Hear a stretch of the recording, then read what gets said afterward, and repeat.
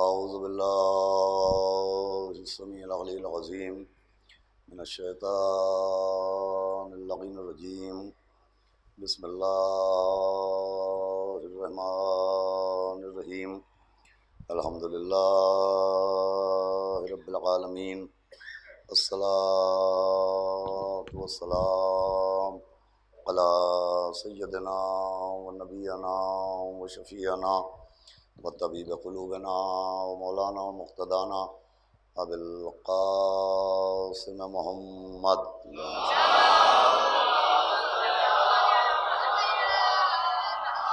آلہ الطیبین الطاہرین المعصومین ولعنۃ اللہ علی اعدائہم اجمعین من یومنا ھذا الی یوم الدین اما بعد فقد قال اللہ سبحانہ تبارک و تعالی فی القرآن المجید والفرقان الحمید بسم اللہ الرحمن الرحیم وما خلقت الجن والانس الا لیعبدون۔ ایک صلوات پڑھ دیں۔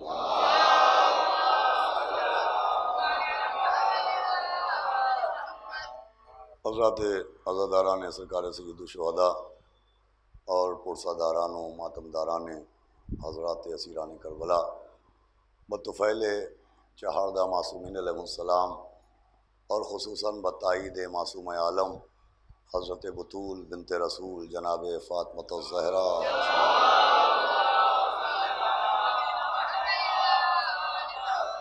حسینی اکادمی کی جانب سے منعقدہ اس خمسہ مجالس کی یہ تیسری تقریر ہے۔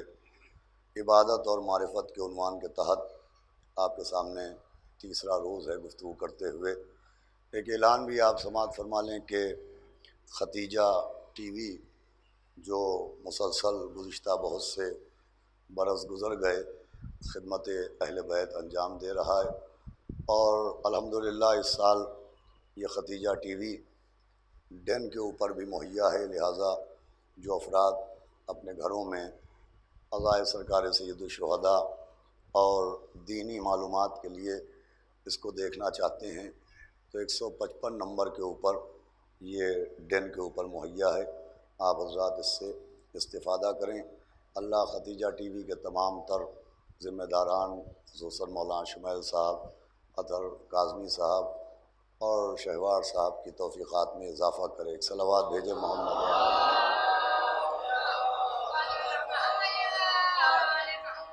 عزیزان گرامی، میں آپ کے سامنے روزانہ اس عنوان کے تحت یہ بات عرض کرتا چلا آ رہا ہوں کہ خداوند عالم نے ہم کو آپ کو جس غرض سے جس مقصد کے تحت اس دنیا میں بھیجا ہے، یہ پیکر بشری عطا فرمایا ہے، یہ جسم انسانی عطا فرمایا ہے، وہ ایک ہی مقصد ہے جس کو عبادت کہتے ہیں۔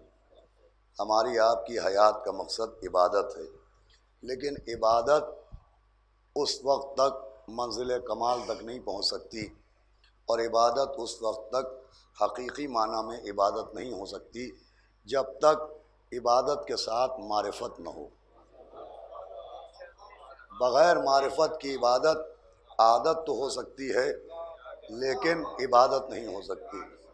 جب تک معرفت نہ ہو، معرفت کا مطلب ہم جس کی عبادت کر رہے ہیں، ہم جس کے سجدے کر رہے ہیں، ہم جس کے سامنے سر تسلیم خم کر رہے ہیں، ہمیں اس کی معرفت ہونا چاہیے کہ آخر ہم عبادت کس کی کر رہے ہیں۔ اسی کا نام معرفت ہے، اور معرفت کے بغیر میں نے عرض کیا عبادت منزل کمال تک نہیں پہنچ سکتی۔ معرفت کی وہ اہمیت ہے کہ عبادت کرنے والوں کو عابدین کہتے ہیں، اور معرفت رکھنے والوں کو عارفین کہتے ہیں۔ عبادت کرنے والوں کو عابدین کہتے ہیں اور معرفت رکھنے والوں کو عارفین کہتے ہیں، اور اللہ کی نظر میں جو مرتبہ عارفین کا ہے وہ مرتبہ عابدین کا نہیں ہے۔ اس کی پہلی دلیل یہ ہے کہ جناب آدم کو جو سجدے کا حکم دیا گیا اور جن ملائکہ نے جناب آدم کو سجدہ کیا، وہ خود کہہ چکے تھے کہ پالنے والے ہم تو تیری تسبیح کرتے ہیں، ہم تو تیری عبادت کرتے ہیں۔ یعنی ملائکہ شامل عابدین تھے، لیکن جناب آدم پنجتن کے عارفین میں سے تھے۔ تو جنہوں نے سجدہ کیا وہ شامل عابدین رہے، اور جن کو پنجتن کی معرفت تھی وہ مسجود ملائکہ قرار دیے گئے۔ اس کا مطلب اللہ کی نظر میں جو مرتبہ صاحبان عرفان کا ہوتا ہے، جو عارفین کا ہوتا ہے، وہ صرف عابدین کا نہیں ہوتا۔ یہی وجہ ہے کہ قرآن میں جس طرح سے اللہ نے متقین کی علامتیں بیان کی ہیں، قرآن میں جس طرح سے اللہ نے مومنین کی علامات بیان کی ہیں، قرآن میں جس طرح سے راکعین و ساجدین کی صفتیں بیان کی ہیں، اسی طرح سے قرآن میں معرفت رکھنے والے یعنی صاحبان عرفان کی، عارفین کی بھی علامتیں بیان کی گئی ہیں۔ آج وہی علامت آپ کی خدمت میں عرض کرنا ہے تاکہ اہمیت معرفت کو آپ کے اذہان تک منتقل کر سکوں، لیکن اس سے پہلے ایک مل کے بآواز بلند صلوات پڑھیں۔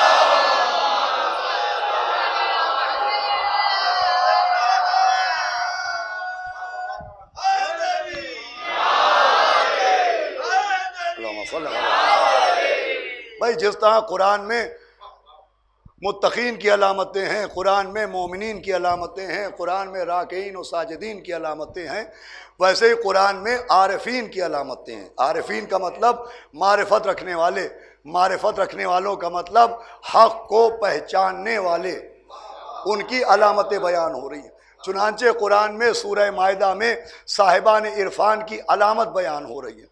علامت بیان ہو رہی ہے کہ بسم اللہ الرحمن الرحیم وَإِذَا سَمِعُوا مَا أُنزِلَ إِلَى الرَّسُولِ۔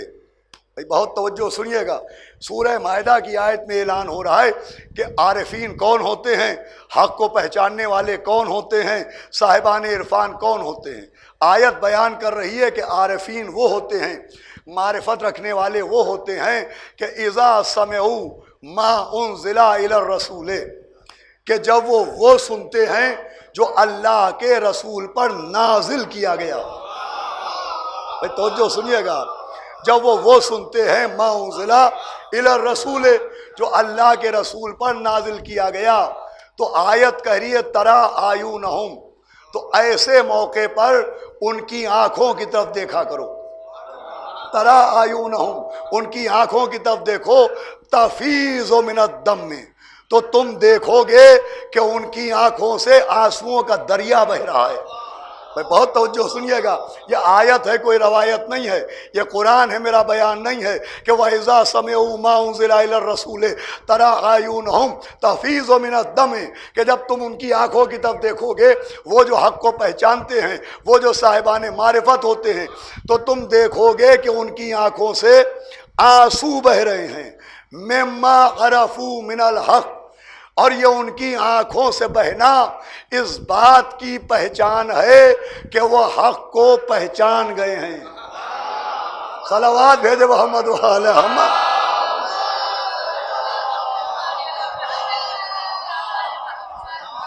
بہت توجہ سنیے گا، بہت وضاحت کے ساتھ آیت اعلان کر رہی ہے کیا پہچان ہے کہ جب ان کے آنکھوں کی طرف دیکھو، کب؟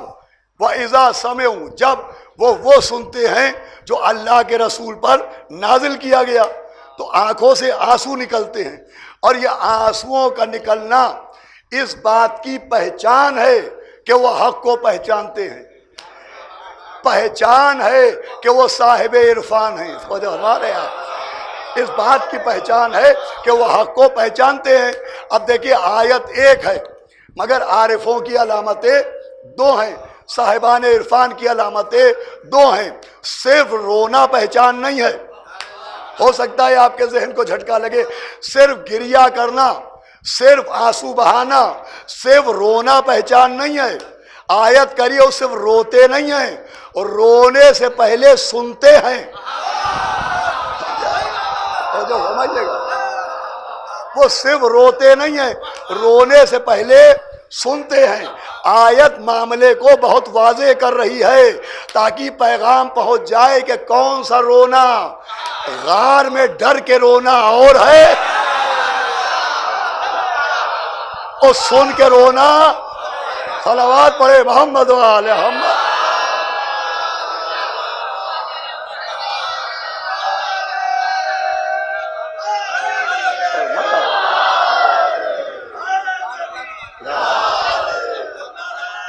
بہت توجہ فرمائیے گا. دیکھیں ڈر کے رونا اور ہے، سن کے رونا اور ہے. پہلے وہ سنتے ہیں پھر روتے ہیں، پہلے سماعت ہے پھر گریا ہے، پہلے سنتے ہیں پھر آنسو. اب کیا سنتے ہیں؟ وَإِذَا سَمِعُوا مَا أُنزِلَ إِلَى الرَّسُولِ، وہ سنتے ہیں، پوری توجہ سنیے گا، جو اللہ کے رسول پر نازل کیا گیا. اب اللہ کے رسول پر کیا نازل کیا گیا؟ تو ظاہر پورا قرآن اللہ کے رسول پر نازل کیا گیا. 6666 آیتیں اللہ کے رسول پر نازل کی گئیں. قرآن کے تمام احکام اللہ کے رسول پر نازل کیے گئے. نماز کی آیت اللہ کے رسول پر نازل کی گئی، روزے کی آیت اللہ کے رسول پر نازل کی گئی، حج و زکوٰۃ کی آیتیں اللہ کے رسول پر نازل کی گئیں، ماں باپ کی اطاعت کی آیت اللہ کے رسول پر نازل کی گئی. بھائی پورے کا پورا قرآن کس پر نازل ہوا؟ اللہ کے رسول پر نازل ہوا. آیت کیا کہہ رہی ہے؟ ما انزل الی الرسول، جب وہ سنتے ہیں جو اللہ کے رسول پر نازل کیا گیا. تو پورا قرآن اللہ کے رسول پر نازل ہوا. نماز کی آیت اللہ کے رسول پر نازل ہوئی، روزے کی آیت اللہ کے رسول پر نازل ہوئی. پوری توجہ. حج و زکوٰۃ کی آیتیں اللہ کے رسول پر نازل ہوئیں. مگر میں آپ کو زحمت دوں گا کہ ذرا نماز کی آیت یاد کیجئے. بسم اللہ الرحمن الرحیم اقیموا الصلاۃ. زکوٰۃ کی آیت وآتوا الزکوٰۃ. بھائی نماز کی آیت میں اعلان ہے کہ نماز قائم کرو، زکوٰۃ کی آیت میں حکم ہے زکوٰۃ ادا کرو. بھائی نماز کی آیت میں نہ رسول کا لفظ ہے نہ نزول کا لفظ ہے. حج کی آیت میں نہ رسول کا لفظ ہے نہ نزول کا لفظ ہے. زکوٰۃ کی آیت میں نہ رسول کا لفظ ہے، توجہ رکھیے گا، نہ نزول کا لفظ ہے. حج کی آیت میں نہ لفظ رسول ہے نہ لفظ نزول ہے. اور آیت کیا کہہ رہی ہے؟ جب وہ سنتے ہیں جو اللہ کے رسول پر نازل کیا گیا. بھائی نماز کی آیت میں نہ لفظ رسول ہے نہ لفظ نزول ہے. زکوٰۃ کی آیت میں نہ لفظ رسول ہے نہ لفظ نزول ہے. اور آیت پہچان کیا بتا رہی ہے کہ پہچاننے والے کون ہوتے ہیں؟ پہلے وہ سنتے ہیں جو اللہ کے رسول پر نازل کیا گیا. دو لفظ ہیں، ایک لفظ رسول ایک لفظ نزول. اب قرآن کی وادی میں ہم نے سفر کیا کہ دیکھیں یہ دونوں لفظ کہاں ملتے ہیں. تو یہ لفظ رسول اور لفظ نزول یا تو اس آیت میں ملا یا اس آیت میں ملے جس میں عارفوں کی علامت کا ذکر ہے، یا اس آیت میں ملے جس میں علی کی ولایت کا ذکر ہے.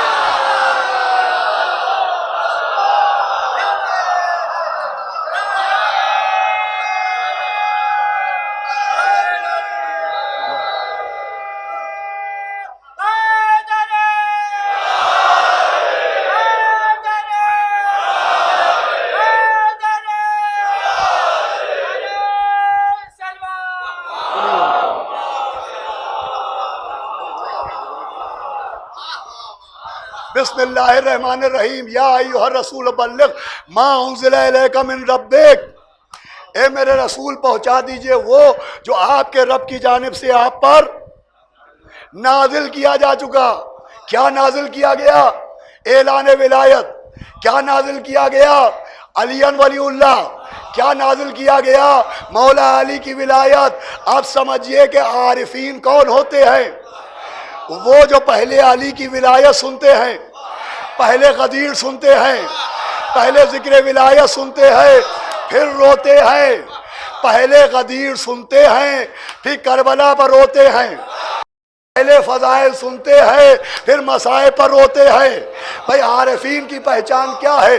معرفت رکھنے والوں کی پہچان کیا ہے؟ کہ پہلے غدیر سنتے ہیں پھر کربلا پر روتے ہیں، پہلے ولایت سنتے ہیں پھر شہادت پر روتے ہیں، پہلے فضائل سنتے ہیں پھر مصائب پر.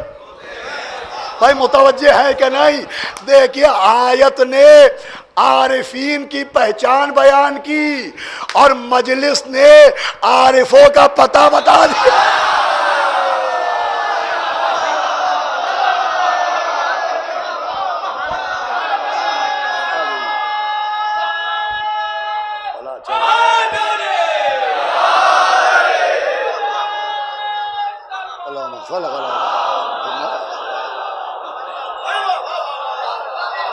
اور فرمایا بھائی آیت نے پہچان بیان کی، مجلس اذان فرش اذان نے پتہ بتا دیا. بھائی مجلسی وہ جگہ ہے جہاں پہلے فضائل ہیں پھر مصائب، پہلے غدیر ہے پھر کربلا، پہلے یا علی ہے پھر یا حسین. تو جو ہمارا فرش اعضا ہی وہ جگہ ہے پہلے یا علی پھر یا حسین، پہلے ذکر غدیر پھر ذکر کربلا، پہلے فضائل پھر مصائب. یہ دونوں باتوں کا فرش اعضا پر جمع ہونا اس بات کا اعلان ہے کہ یہ عاشقوں کا مجمع نہیں ہے، یہ عارفوں کا.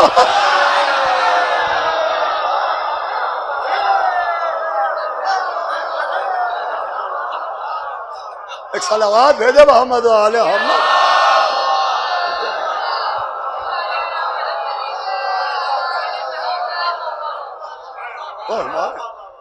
یہ صاحبان معرفت کا مجمع ہے، پہلے فضائل پھر مصائب، پہلے غدیر پھر کربلا.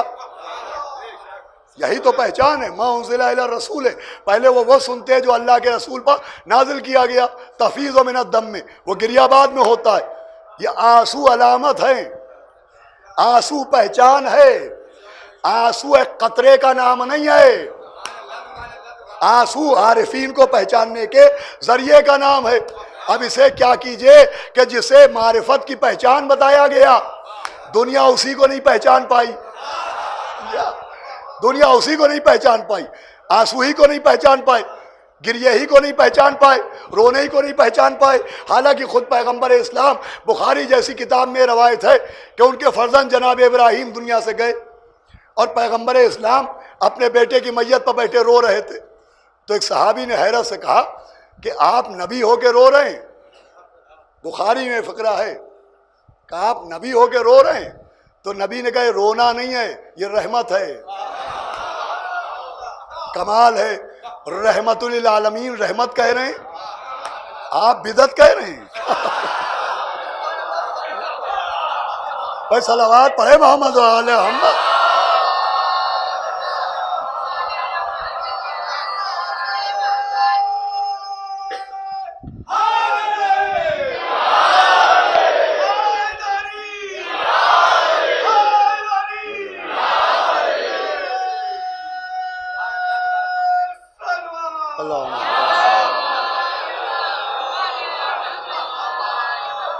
بھیا آنسو تو پہچان ہے، معرفت رکھنے والوں کی پہچان ہے. عبادت کے ساتھ اگر معرفت ہے تو معرفت کی پہچان ہے آنسو. اب دیکھیں یہ آنسو ایسی پہچان ہے کہ اللہ نے ہر نبی کی ایک خاص پہچان قرار دی. بھائی نبوت اللہ نے سب کو دی، رسالت 313 کو دی، شریعت 5 کو دی، لیکن ہر نبی کو پہچاننے کے لیے اللہ نے ایک خاص پہچان دی. جناب آدم کی پہچان ان کا علم ہے، جناب نوح کی پہچان ان کا تقوی ہے، جناب ابراہیم کی پہچان ان کی خلت ہے، جناب موسیٰ کی پہچان ان کی ہیبت ہے، جناب یوسف کی پہچان ان کا جمال ہے، جناب ایوب کی پہچان ان کا صبر ہے، جناب لقمان کی پہچان ان کی حکمت ہے، جناب عیسیٰ کی پہچان ان کا زہد ہے. اب ذرا میری مدد کیجیے گا. جناب آدم کی پہچان ان کا علم ہے، یہ مجھے معلوم ہے. جناب نوح کی پہچان ان کا تقوی ہے، یہ مجھے معلوم ہے.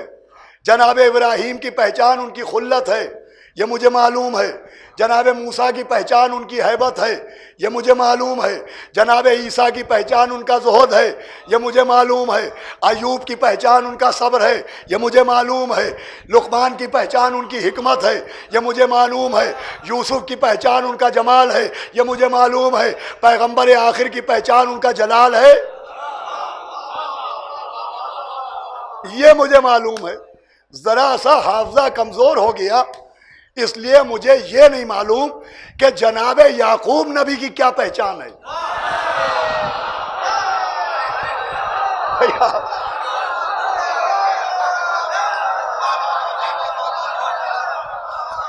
بھائی مجھے بتائیے جناب یعقوب پیغمبر بھی تو سارے نبیوں میں ایک نبی ہیں، مجھے یاد نہیں آ رہا ہے یعقوب کی پہچان کیا ہے. تو یعقوب کی پہچان علم نہیں ہے، تقوی نہیں ہے، خلت نہیں ہے، ہیبت نہیں ہے. یعقوب کی پہچان گریا ہے.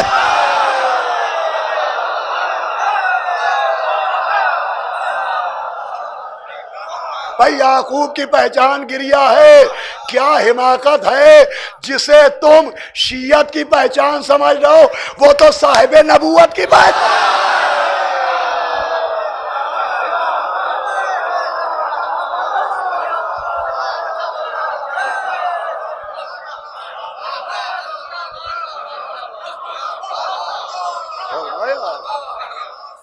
جسے آپ یا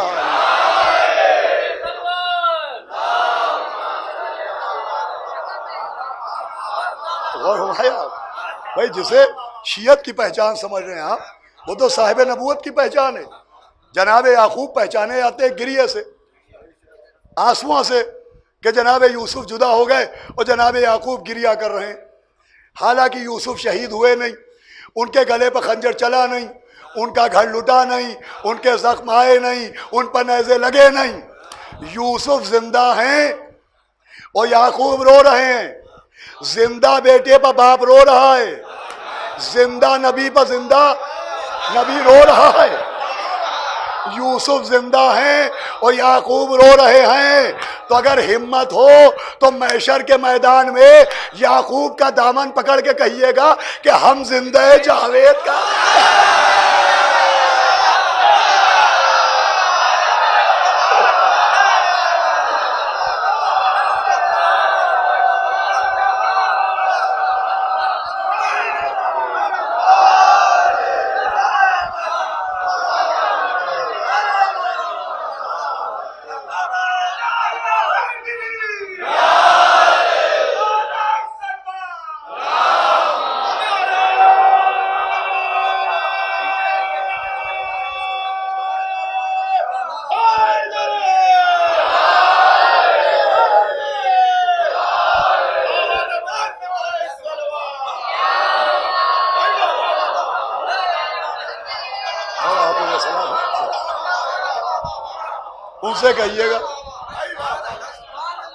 ان سے کہیے گا جناب یعقوب ملے، ان سے کہیے گا کہ حجت یعقوب ہم زندہ جاوید کا ماتم نہیں کرتے. آئیے ثقلین صاحب، وہ کہیں گے ہم تو کرتے ہیں. صلوات بھیجے محمد و آل محمد.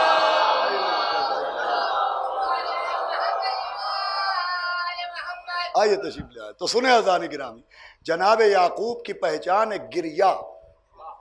یہ قرآن ہے کہ جناب یعقوب گریا کر رہے ہیں، اور زانو پہ ہاتھ مار مار کے، سینے پہ ماتم کر کر کے کہہ رہے ہیں واہ صفا علی یوسف، ہائے میرا یوسف، ہائے میرا یوسف، واہ صفا علی یوسف. جناب یوسف پہ گریا کر رہے ہیں. اب دیکھیں یہ بات قابل توجہ ہے کہ خالی جناب یوسف پہ گریا نہیں کیا، واہ صفا علی یوسف نہیں کہا کہ صبر جمیل. گریے کے ساتھ ساتھ کہا کہ بیٹا تمہارے لیے صبر کرنا ہی بہتر ہے. اب دیکھیں دو باتیں ایک جگہ جمع ہو رہی ہیں. جہاں پر گریا کر رہے ہیں وہیں پر اعلان صبر بھی کر رہے ہیں. جہاں پر گریا کر رہے ہیں وہیں اعلان صبر بھی کر رہے ہیں. آنسو بھی بہا رہے ہیں، اعلان صبر بھی کر رہے ہیں. گریا بھی کر رہے ہیں، اعلان صبر بھی کر رہے ہیں. یہ سب سے قیمتی بات ہے عزیزوں. گریے کے ساتھ اعلان صبر کر کے سمجھا رہے ہیں کہ گریا کرنا خلاف صبر نہیں ہے، اللہ سے شکوہ کرنا خلاف صبر ہے. دیکھیں بچے سمجھ لیں اس بات کو. جو لوگ کہتے ہیں آپ گریا نہ کیجئے، آنسو نہ بہائیے، ان کا فلسفہ کیا ہے؟ وہ یہ سمجھتے ہیں کہ گریا کرنا صبر کی مخالفت ہے. اگر آدمی گریا کر رہا ہے تو یہ صبر کو اپوز کر رہا ہے، صبر کے خلاف کر رہا ہے. حالانکہ لوگوں نے صبر کا مطلب ہی نہیں سمجھا ہے. اب آپ سماج کو کیا کیجئے، سماج کی زبان ہی عجیب و غریب ہے. ہم ایک جگہ 15 منٹ لیٹ پہنچے تو صاحب خانہ نے آگے بڑھ کے کہا ہم بہت دیر سے انتظار کر رہے تھے.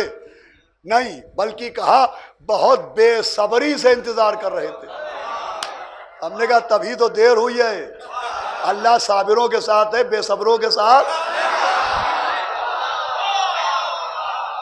بھائی سماج میں رائے جو بے صبری سے انتظار کر رہے ہیں. کیوں کر رہے تھے آپ بے صبری سے انتظار؟ یعنی آپ قرآن کی مخالفت کر رہے ہیں، اس کا اعلان کر رہے ہیں. لوگ سمجھتے ہیں رونا، ہمارے نوجوان سمجھے اس بات کو، جو گریے کو بدعت کہتے ہیں آپ ان سے پوچھئے تو وہ یہ سمجھتے ہیں کہ گریہ کرنا صبر کی مخالفت ہے، حالانکہ وہ غچہ کھا گئے. گریہ کرنا صبر کی مخالفت نہیں ہے، مصیبت پر شکوہ کرنا. سنیے گا ذہن کی نام، مصیبت کے موقع پر پڑھے لکھے لوگ بیٹھے ہوئے شکوہ کرنا خلاف صبر ہے. کہ کوئی مصیبت آئے وہ اللہ سے شکوہ کیا جائے، اے اللہ تو نے یہ کیا کر دیا، یہ ہمارے ساتھ کیوں ہو گیا، ہمارا مال کیوں لٹ گیا، ہمارا گھر کیوں جل گیا، ہمارا نقصان کیوں ہو گیا. بھائی شکوہ کرنا، آخری آدمی تو توجہ، شکوہ کرنا صبر کے خلاف ہے، گریہ کرنا صبر کے خلاف نہیں ہے. اگر گریہ کرنا صبر کے خلاف ہوتا تو یا تو یعقوب گریہ نہ کرتے، وہ جو ہمارے یہاں، یا صبر کا اعلان نہ کرتے. بھائی گریہ کرنا خلاف صبر نہیں ہے، شکوہ کرنا خلاف صبر ہے. خدا کی قسم 1400 برس سے، بھیا بات یاد رکھیے گا، 1400 برس سے ہم کربلا پر گریہ کرتے ہیں، مگر مصیبتوں کا اللہ سے شکوہ نہیں کرتے ہیں. ارے یقین نہ آئے تو ہماری مسجدوں میں جھانک کے دیکھ لیجئے، جس کربلا پر گریہ کرتے ہیں اسی کی مٹی پر اللہ کو سجدہ.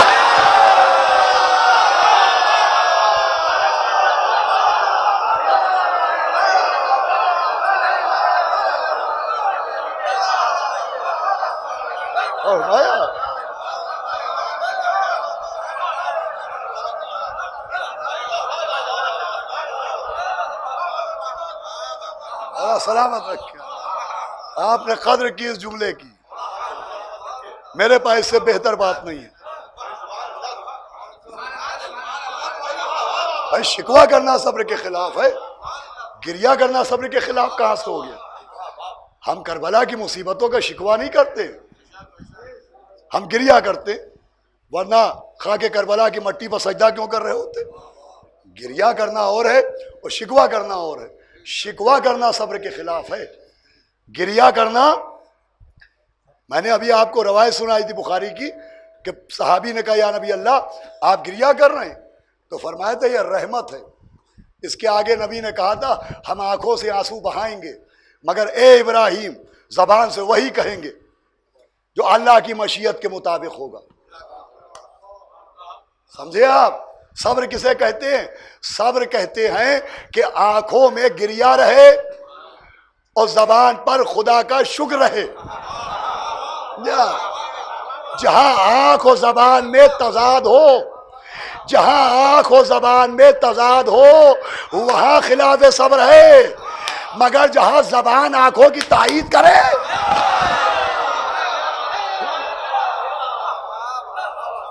صلوات پڑھ دے محمد و آل محمد.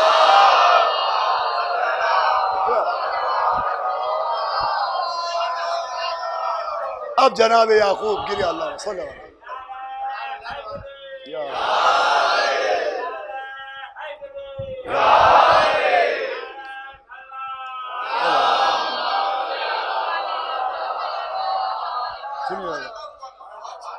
جناب یعقوب گریہ کر رہے ہیں، گریہ کر رہے ہیں، گریہ کر رہے ہیں. اتنا گریہ کیا کہ آنکھوں کی روشنی چلی گئی. اب جس قرآن میں جناب ابراہیم کی آنکھوں کی روشنی کے جانے کا ذکر ہے، اسی قرآن میں ان کی روشنی کے واپس آنے کا ذکر بھی ہے، بینائی کے جانے کا ذکر بھی ہے، بینائی کے آنے کا ذکر بھی ہے. اب سنیے گا ایک خاص بات، آنکھوں کی روشنی گئی کیوں؟ غم یوسف کی وجہ سے. آئی کیوں؟ پیرہانے یوسف کی وجہ سے. جس کے غم میں روتے روتے آنکھوں کی روشنی گئی، اسی کا کرتا آنکھوں پر ڈالا، کرتے کو آنکھوں سے لگایا، یوسف کے پیرہن کو آنکھوں سے لگایا. لوگ پوچھتے ہیں یہ علم کے پٹکے کو آنکھوں سے کہاں سے لگانا سیکھا؟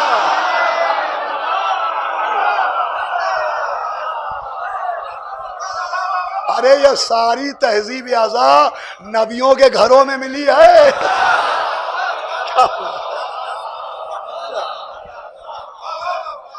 بیٹے کا پیرہن آنکھوں سے لگایا, آنکھوں کی روشنی واپس آئی.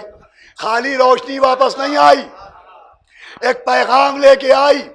جس کے غم میں روتے روتے آنکھوں کی روشنی گئی, اسی کے کرتے کی وجہ سے, اب چاہے یہاں سمجھے چاہے گھر جا کے, آنکھوں کی روشنی واپس آئی. اور ذہنوں کے اندھیروں کو مٹانے کے لیے ایک روشنی اور لائی.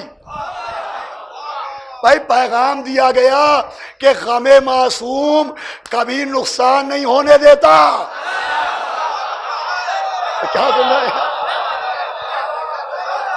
غم معصوم سے کبھی خسارہ نہیں ہوتا, عزائے معصوم میں کبھی نقصان نہیں ہوتا. توجہ فرما رہے ہیں آپ. بھائی غم یوسف کی وجہ سے آنکھوں کی روشنی گئی, پیرہن کی وجہ سے آنکھوں کی روشنی واپس آئی اور پیغام لائی کہ غم معصوم کبھی نقصان نہیں ہونے دیتا. یہی وجہ ہے کہ ہم اپنے آقا, اپنے مولا سرکار سید الشہداء کی محبت میں اپنا اٹھاتے ہیں, سبیلے لگاتے ہیں, تبرک بانٹتے ہیں, کھانا کھلاتے ہیں, اپنی دولت لٹاتے ہیں. بھائی ہم اپنے مولا کے نام پر اتنی دولت لٹاتے ہیں مگر ہمارے ہاتھوں میں کٹورے نہیں آتے.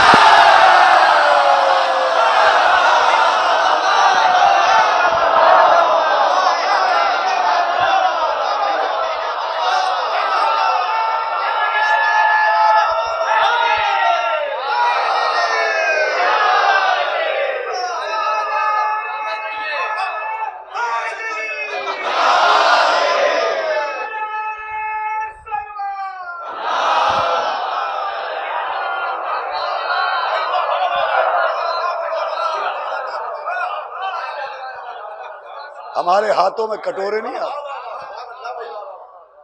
بھائی آپ ایک مثال دیجئے, ایک صاحب کا واقعہ بتائیے. ایسے واقعے تو بہت ہوں گے کہ صاحب ایک صاحب نے اپنی بیٹی کی شادی کی اور ہم 20 دن بعد پہنچے کہ کچھ مدد کر دیجئے. وہ کہا صاحب ابھی مہینہ بھر پہلے بیٹی کی شادی کی ہے, ہمارے حالات صحیح نہیں ہیں. بیٹی کی شادی کے بعد حالات خراب ہوتے ہیں, مولا حسین کی مجلس کے بعد.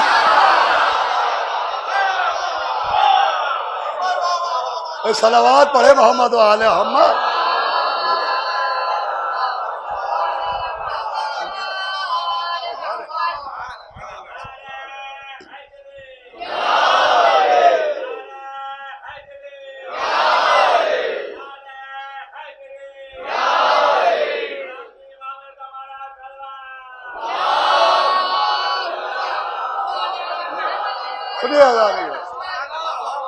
بھائی یہ رونا, یہ گریا, یہ عزاداری معرفت کی پہچان ہے, صاحب نبوت کی پہچان ہے.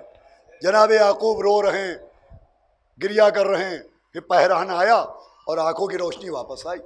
اب جب واپس آئی آنکھوں کی روشنی تو بیٹے سے ملنے کے لیے چلے. سنیے گا پوری بات. بیٹے سے ملنے کے لیے چلے. اب جب بیٹے نے سنا, جناب یوسف نے سنا کہ ماں باپ آ رہے ہیں, وہ بھائی آ رہے ہیں سب ساتھ میں.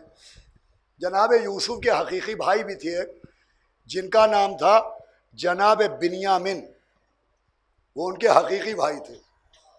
یہ بنیامین وہ تھے کہ جب جناب یوسف کے بھائی, آپ نے سیریل میں دیکھا ہوگا, بچہ بچہ جانتا ہے اب تو جناب یوسف کا واقعہ, کہ جب وہ لوگ غلہ لینے پہنچے تو جناب یوسف نے اپنے حقیقی بھائی کو, سگے بھائی کو, بنیامین کو ایک ہیلے سے روک لیا تھا.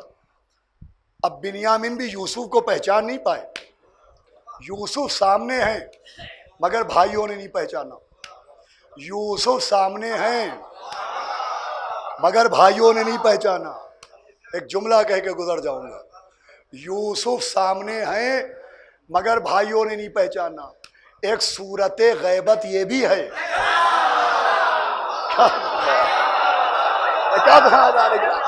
ایک صورت غیبت یہ بھی ہے کہ دیکھے اور نہ پہچانے.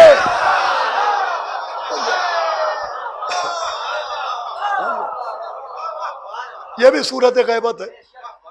تو جناب بنیامین کو روک لیا تھا اور جناب یوسف نے ان سے کچھ سوال کیے تھے.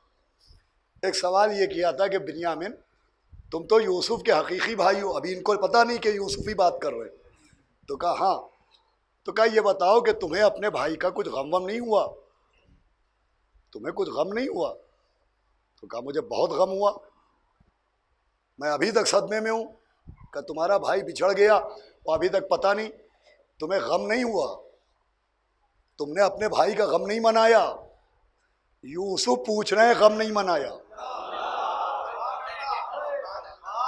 نبی پوچھ رہے ہیں غم نہیں منایا. اب دیکھیے تفسیر قرآن ہے بھائی، غم منانا خود نبی کی خواہش ہے، وہ پوچھ رہے ہیں غم نہیں منایا. تو بنیامین نے کہا کیوں نہیں، میں نے بہت غم منایا یوسف کا. کہا کیا طریقہ کیا تھا، کیسے غم منایا، کوئی دلیل دو. تو کہا میرے جتنے بیٹے ہوئے 10 بیٹے ہوئے، میں نے ہر بیٹے کا نام یوسف کے نام پر رکھا تاکہ یوسف نہ ہو تو یوسف یوسف کی آوازیں گونجتی رہیں. یوسف یوسف کی آوازیں گونجتی رہیں. بھائی نبیوں کے گھر میں غم منانے کا ایک قانون یہ ہے کہ جس کا غم ہے کم سے کم اس کی آوازیں گونجتی رہیں. آپ سمجھے یا حسین یا حسین یا حسین. یہ جو صدائیں گونج رہی ہیں یہ کن کے گھروں کا کلچر ہے؟ تو جناب یوسف نے ایک سوال کیا، میں ایک اشارہ کر کے آگے بڑھوں گا. یوسف نے کہا اچھا تو تمہارے بیٹے بھی ہیں، اس کا مطلب تم نے شادی بھی کر لی. بھئی ایک پیغام ہے، اس کو خود بھی سمجھیے گا اور سب تک پہنچانے کی کوشش کیجیے گا. جناب یوسف نے کہا اچھا تم نے شادی بھی کر لی. ارے کیسا غم تھا تمہیں یوسف کا جو تم نے شادی کر لی. اس کا مطلب نبی کی نگاہ میں غم و شادی کا ایک جگہ جمع ہونا خلاف محبت ہے. غم اور شادی کا نہ جانے کہاں سے نبی کی نظر میں غم اور شادی کا ایک جگہ جمع ہونا خلاف محبت ہے. آپ سمجھے ہم شب شہادت میں شادی کے قائل کیوں نہیں؟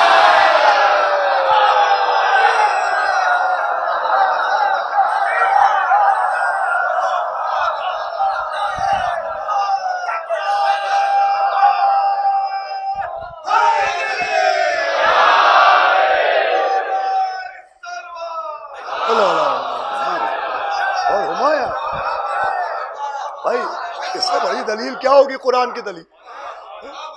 کہتا شادی میں کوئی حرج نہیں ہے، شادی میں کوئی حرج نہیں. ارے حرج کیوں نہیں؟ حرج کیوں نہیں؟ اگر نہ حرج ہوتا تو جناب یوسف آبجیکشن نہ کرتے. سمجھ رہے ہیں آپ؟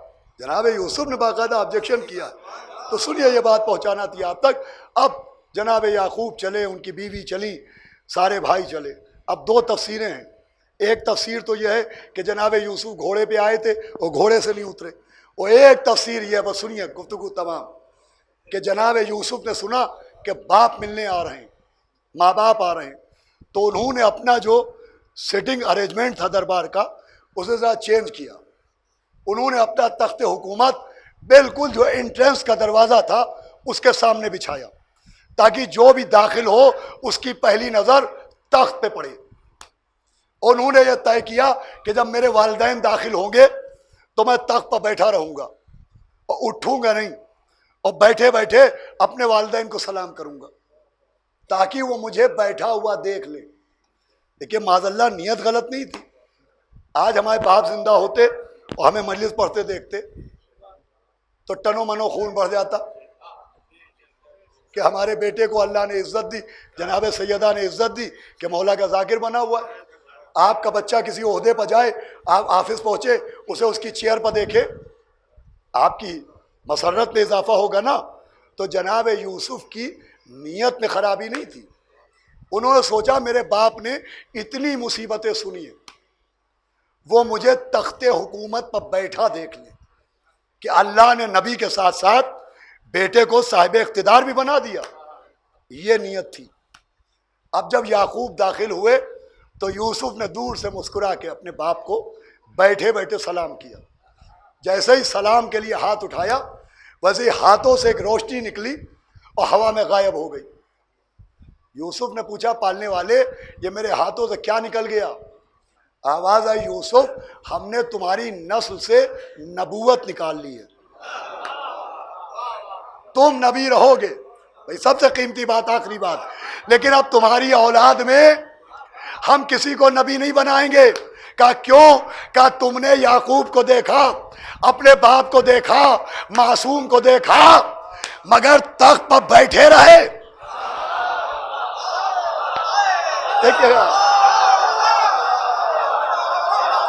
تم نے معصوم کا احترام تخت سے بلند ہو کے نہیں کیا.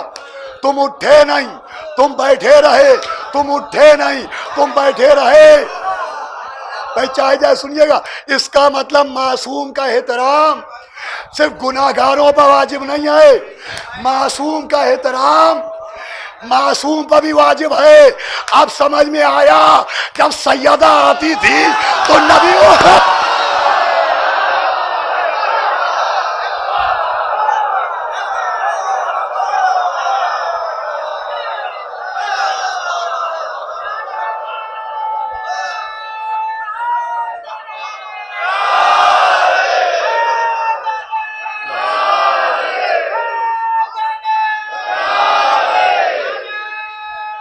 صلی اللہ علیہ وسلم.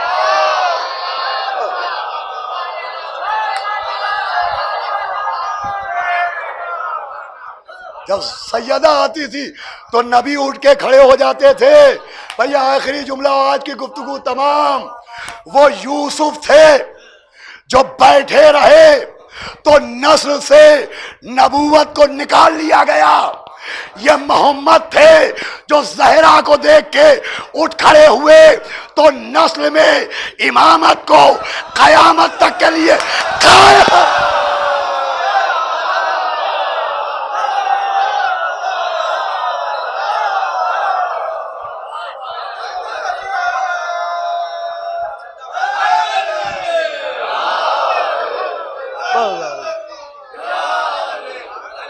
قیامت تک کے لیے.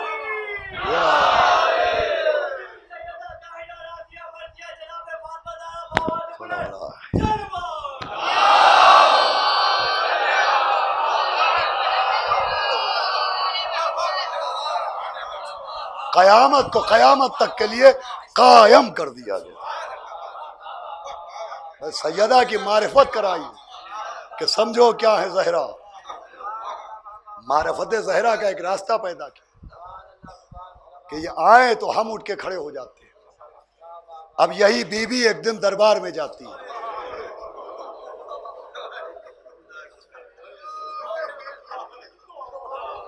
سنیے گا، آپ کی آنکھوں کے آنسوؤں پر لاکھوں سلام. وہ فدق لینے نہیں جاتی ہے، وہ دنیا کو دکھانے جاتی ہے کہ دیکھو قرآن نے کہا ہے بسم اللہ الرحمن الرحیم لقد کان لکم فی رسول اللہ اسوۃ حسنہ، کہ نبی کی سیرت نمونہ عمل ہے. اور نبی کی سیرت یہ ہے کہ جب ہم آتے تھے تو ہمیں دیکھ کے اٹھ کے اپنی مستد سے بلند ہو جاتے. دنیا کو دکھا رہی تھی دیکھو ہم بھرے دربار میں کھڑے اور یہ بیٹھے ہوئے ہیں. اگر یہ پیرو نبی ہوتے تو ہمارے لیے کرسی کا انتظام ہوتا. زہرا بھرے دربار میں حق مانگ رہی، اس قوم کے رونے کو یہی بات. واپس گھر آئی. گھر آتے ہی ایک 4 برس کی بچی ماں کے قدموں سے لپٹ کے بلک بلک کے رونے لگی. آواز دی زینب بی بی کیوں رو رہی ہے؟ آواز دی اماں آپ کو معلوم ہے کہ میں فدق کے لیے نہیں رو رہی ہوں، میں یہ سوچ کے رو رہی ہوں کہ آپ دن بھر دربار میں کھڑی نہیں تو کسی نے آپ سے بیٹھنے کو بھی نہ کہا. بیٹی کو سینے سے لگایا، فرمایا زینب ہم دن بھر دربار میں کھڑے تھے، ہمارے سر پر چادر تو تھی، ہمارے ساتھ بنی ہاشم کی بیویاں تو تھی، ہمارے ساتھ ہمارا شیر جیسا شوہر تو تھا، ہمارے ہاتھ تو کھلے تھے، مگر اے یہ زینب جب تم درباروں میں جاؤ گی تمہارے سر پر چادر نہیں ہوگی، تمہارے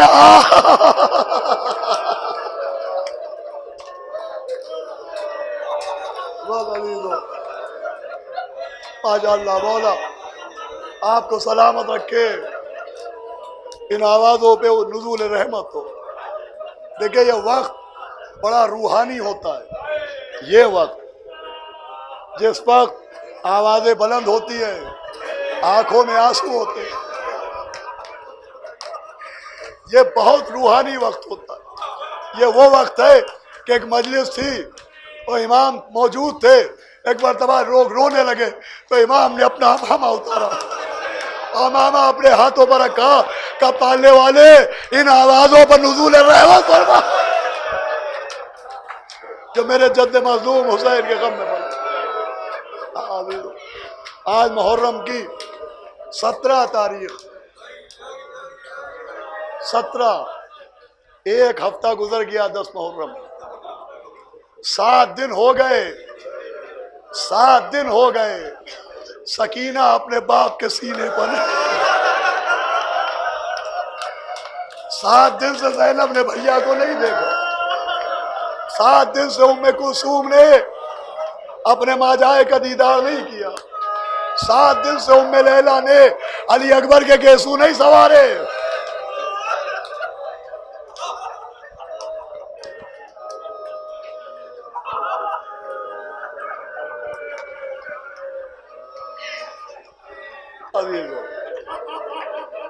ایک ہفتہ ہو گیا سکینہ اپنے باپ کے سینے پر نہیں سوئی، ایک ہفتہ ہو گیا ام رباب نے علی اصغر کو گود میں نہیں لیا۔ مولا سلامت رکھے آپ کو، تمام فرش ادا پانے والوں کو، بھٹ مٹانے والوں، دعا کیجئے کہ آئندہ سال جس اہتمام سے مجلسیں ہوتی تھی ویسی ہوئے تمام مجلس۔ مجھے یاد آتا ہے وہ زمانہ کہ 30ویں مجلس ہوتی تھی اور مومنین کا جمع غفیر ہوتا تھا، اور لوگ فرمائش کرتے تھے آج کے دن شہزادے علی اکبر کے مسائل،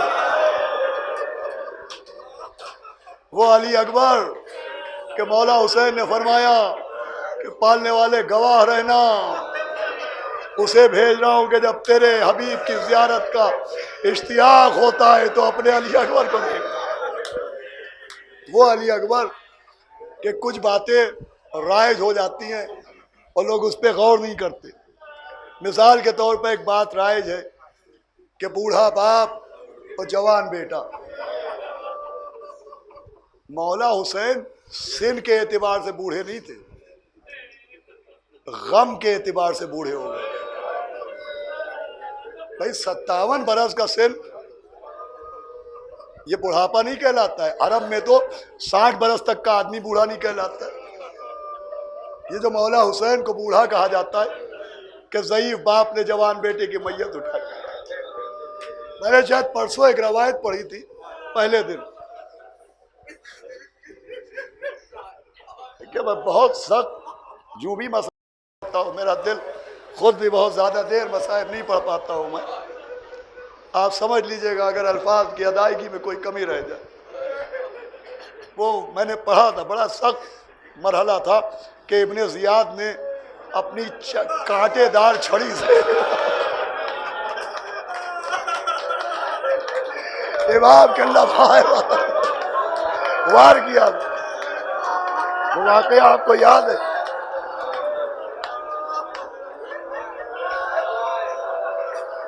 باب الحوائج مجھے پڑھنے کی طاقت دے دی، میں 2-4 منٹ پڑھ سکتا۔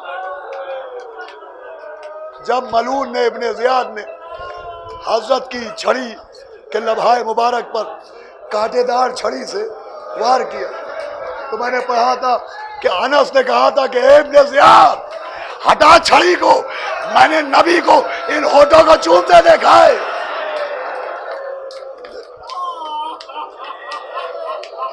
اس کے آگے سن لیجئے تو ابن زیاد نے چھڑی کو حضرت کے لبھائے مبارک سے ہٹایا، اللہ اس کے عذاب میں اضافہ کرے، اس کے بعد اس ملعون نے اسی چھڑی سے حضرت کی ریش مبارک کو حرکت دینا شروع کی اور حضرت کی زلفوں میں اس چھڑی کو پھرایا اور پھر حضرت کے سر سے مخاطب ہو کے بڑی مسترد روایت ہے، ابن زیاد نے کہا حسین تم تو بہت جلدی ضعیف ہو گئے، لیکن بالوں میں سفیدی تھی، سفید ریش پر خون کی سرخی، کہا تم تو بہت جلدی ضعیف ہو گئے، میں نے تمہیں جب دیکھا تھا تمہارے بالوں میں سیاہی تھی۔ بھئی یہ جملہ سنیے گا، میں بہت مشکل سے پڑھنا نہیں چاہ رہا تھا لیکن میں پڑھے دے رہا ہوں۔ تو ابن زیاد نے کہا حسین تم تو بہت جلدی ضعیف ہو گئے۔ جیسے ہی ابن زیاد نے یہ کہا کونے سے کمر کو تھامے حسین کی بہن اپنی جگہ پہ جناب زینب اٹھی اور جناب زینب نے جب جملہ کہا کہ ابن زیاد میرا بھائی بوڑھا نہیں ہوا، ارے جوان بیٹے کے خبر اسے بوڑھا